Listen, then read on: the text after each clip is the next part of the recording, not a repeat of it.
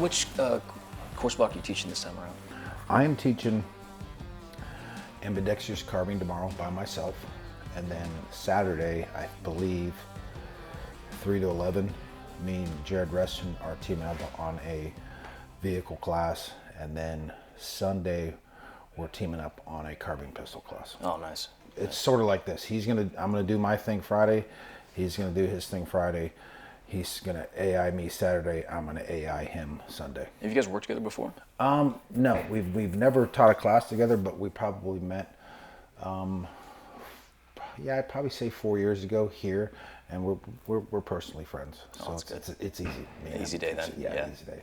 You can hang out with a buddy and. Yeah, it's like out of all I get along with them all, but we actually have a personal relationship. I have personal relationships with all of them.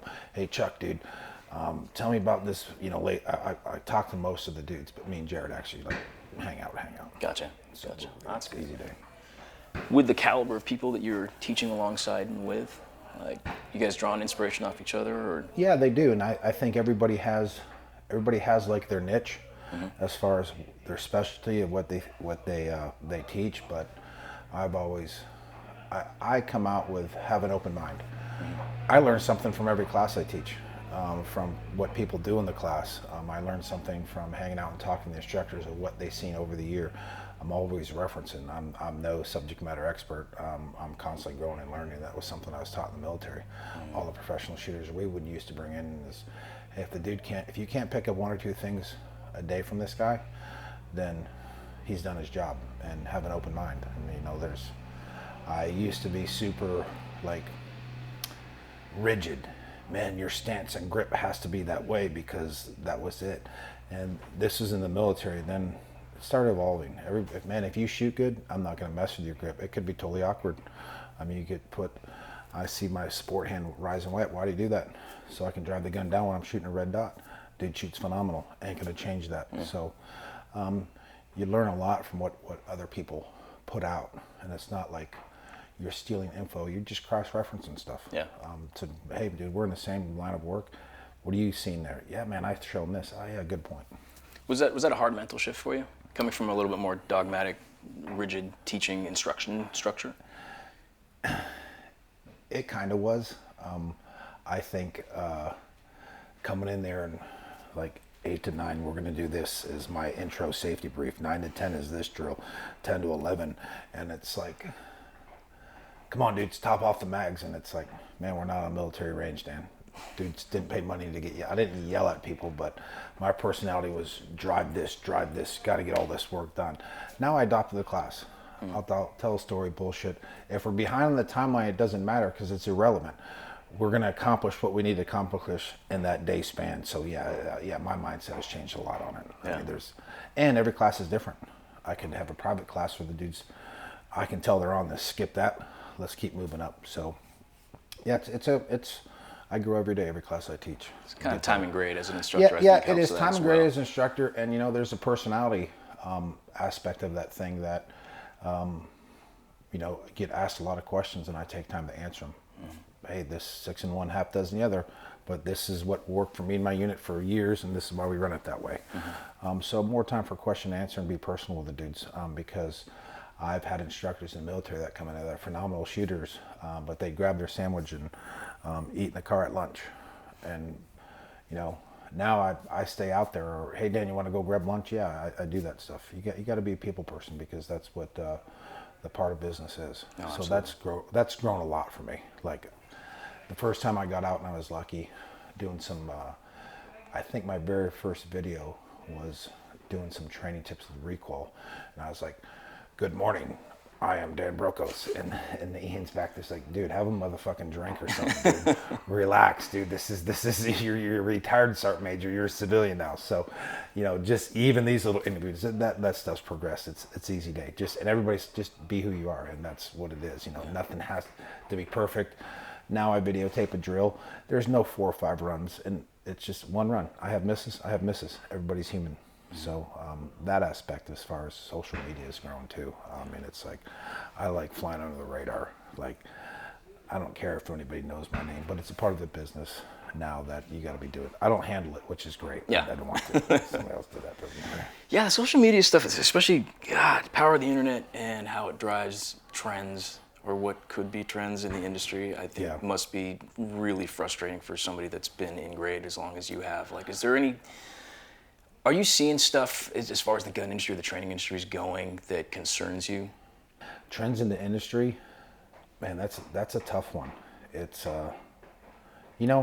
it seems like there's more and more people coming out here to if I look at the people I grew up under, like Kyle Lamb and some of those Larry Vickers, there's like 3 or 4 dudes out there, and I'm not comparing myself to them. I just, the mentorship I got from Kyle, and then you look through there and it's like, man, who's not doing this job? But it doesn't bother me. It's like, hey man, anybody can do this job. If this is your passion, do your job.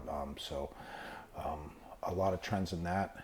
I used to be very rigid. Well, this is what I was taught, so that's the only way to do it. 6 and 1, half dozen the other fellows. I mean, my pet peeve is running the front sight on your carbine. There's great shooters that don't run it, and I say, hey, here's the reasons why. When I was in the military, I'd walk out to the range and I'd hear 18 of my dudes flip up the front sight post. They're like, Dan, we get it. We're only shooting short range today. I'd be like, dude, you can remember to flip that front sight post up after you hop out of the helicopter, get out of the truck? No, flip them up. Now, it's like, I told you, fellas, if you don't want to do it, don't do it. Right. This is my reasonings why, but I get counter arguments to it. And I said, you know what? I totally agree. I guess I have more of an open mind now. I really do. As far as, I was talking about the grip, optics, how you set your things up, because we're very regimented. Hey, dude, you're going to set your carbine up this way for these reasons from all the lessons learned. Like not clicking your sling in to the back of where your buffer plate comes in there. That's always been a no-go for us. And I used to be like, hey, dude, that's jacked up, bro. You need to put it back here. Why is it jacked up? Because it's jacked up. And now it's like, I'm going to tell you, if it works for you, it works for you, bro. Even kit setup. If it works for you, it works for you. Right. That makes sense. I guess you'll find out once you get the experience. Yeah, I guess you'll find out once you get there. I dig it. I dig it. It's just I'm more relaxed now. Easy day, man. Life is good. I'm doing what I love to do. That's sort of what drives me, is not the passion for the work, but I kind of feel back like, man, it was a rough year when I first retired. My first year, this is year 4, was like, man, I lost an identity that was been part of my life for 27 years. Yeah, that's the hard feeling to go through. So how do you give back? And man, I hit rock bottom. I was still working, but I was like, man, I don't know if this is for me or not. I'm an individual. I've been part of a team. And then, I just, through some prayers, I think God's doing what he wants me to do. And my driving motivation is, if it's a small tip that could save a police officer's life or military life that maybe I personally experienced, or maybe somebody else taught me, that's what drives me every day. Is I guess, everybody needs this thing of sense of giving back. We all should be. We're all very selfish human beings. I sort of say, hey man, this is the unselfish stand. Give back to civilians, law enforcement, military, whoever wants to take a class is my way of giving back. And I've always had that sort of sense where I grew up in the military, is you don't know everything. Even at the top of the NCOA chain as an E9, man, I always ask E7s, E8s, hey dude, what do you think of this? I just have that philosophy. My way is not the only way to do things, but it is, my driving force is giving back, no matter how small it is.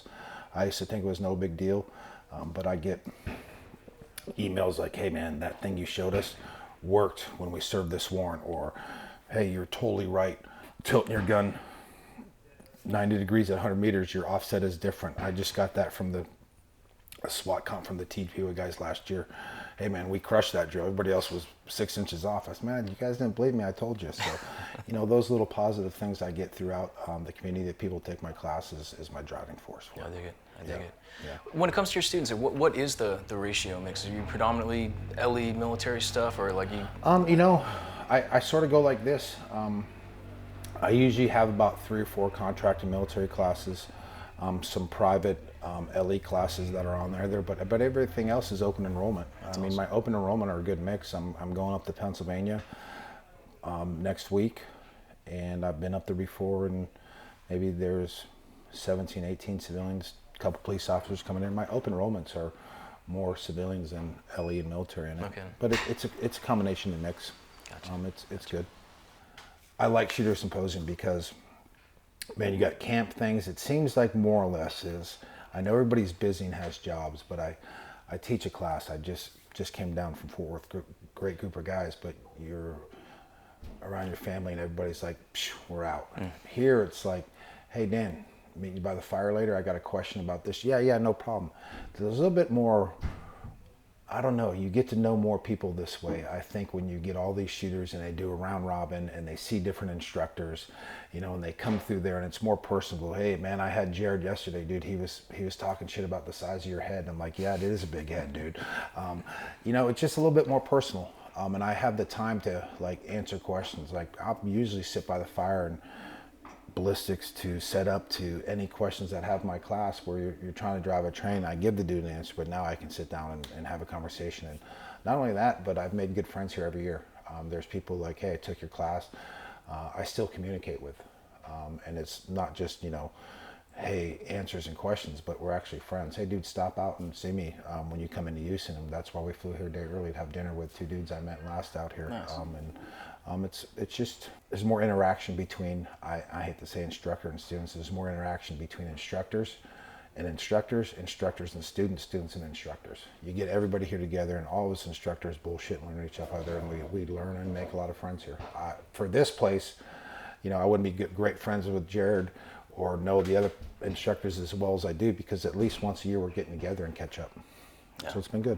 Yeah, if there's anything I think our two-way community needs a little there bit you more go. is a little bit more fellowship and a little less nipping at each other's heels. Yeah, exactly. You know, there's no nuke, and man, that dude puts it out and teaches that way. I'm totally fine with it. Well, he said this, and I get that sometimes on range. Well, man, I just took this class from this guy, and this guy told me to shoot. I said, if you're shooting good, shoot that way.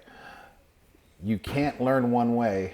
You know, I've always was taught to shoot right here in the base pad until we brought in a guy in and said, hey, sink it all the way. And at first I didn't like it, but then I grew used to it. And now I sink it all the way in and it feels good. And I tell people that, I said, man, you can't try something once and think you're going to shoot as good as you have, but overall time, this is why I do this, this, and that. So that aspect, yeah, we do as a 2A community in this community need to be more open-minded to and receive instruction, not just, hey, I took a class, I'm good.